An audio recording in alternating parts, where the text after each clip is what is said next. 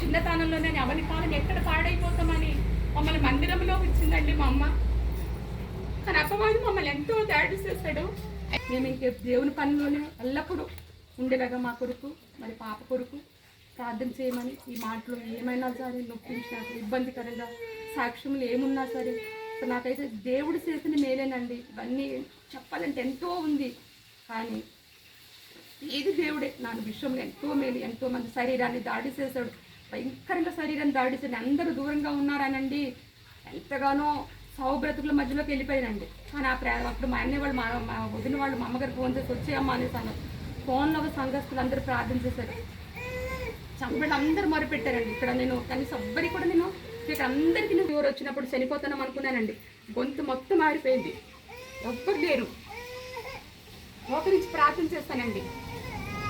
కృపగలిగిన దేవుడు ఎంత సహాయం చేశాడంటే నా దేవుడు ప్రభా, నేను సిద్ధపాటు కలిగి ఉంటే నన్ను తీసుకెళ్ళిపోయా.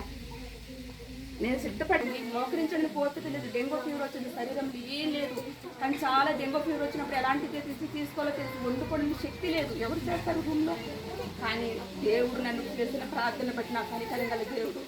చుట్టుపక్కల వాళ్ళు ఎవరో అందరూ వచ్చి గిన్నెలు తోమేవాళ్ళు, బట్టు ఉతికేవారు, నాకు ఆహారం తీసుకొచ్చి పెట్టేవారు, కళ్ళు తీసుకొచ్చి పెట్టేవారు. అక్కడ పాస్టర్ గారు నా విషయంలో ఎంతో సహకరించారండి. ఎంత నేను ఎందుకు చెప్తున్నానంటే కేవలం దేవుడు అండి. ఉన్నాను, ఆయన వెంబడిస్తూనే ఉన్నాను. నా దేవుడు నా చేయి లేపుతూనే ఉన్నాను, పడుతూనే ఉన్నాడు. ఎన్నో రాడు కుప్పలుగా పడిపోయాయండి. కానీ ఆ కుప్పల వైపు చూడొద్దన్నాడు నా దేవుడు, నా వైపు చూడన్నాడు.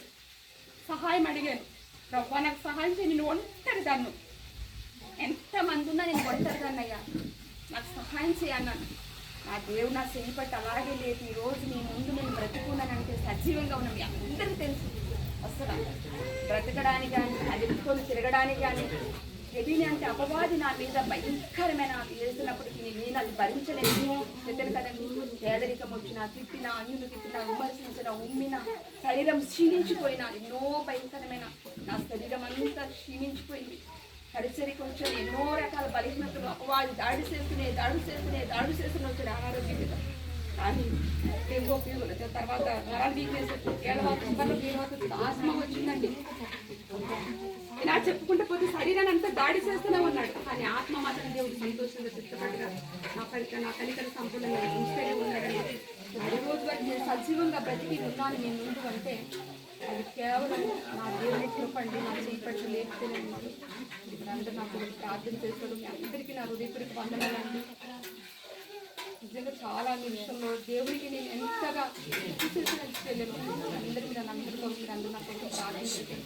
మరి ముఖ్యంగా ఈ ప్రాంత ప్రజలంటే నిజంగా మా విషయంలో ఇదంతా దేవుడి ఇచ్చింది. మొదటిగా దేవుడి తర్వాత ఈ గ్రామ ప్రజలు మాకు ఇచ్చిన ఇది అండి. కనుక ఈ పరిచయం మొత్తం దయచేసి బహుబలంగా వాడుకోండి.